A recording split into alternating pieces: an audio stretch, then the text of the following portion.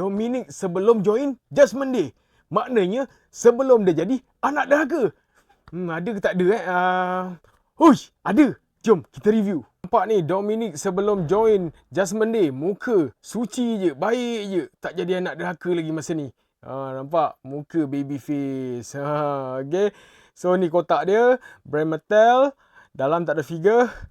Ini figure dia.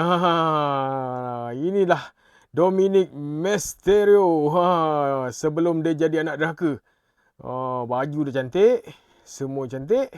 Cun melecun. Tengok tattoo dia. Tak boleh fokus pula. Jap. Kasih fokus tu. Ni. Ni tattoo dia. Okay, kat tangan. Right. Kat tepi ni pun ada tau tattoo dia. Ni. Jap. Try fokus dulu. Okay. Ni tattoo dia.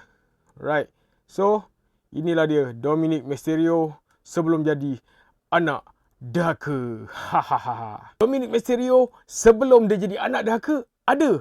Tapi yang bila dia dah jadi anak derhaka, ada ke tak ada? Agak-agak ada ke tak?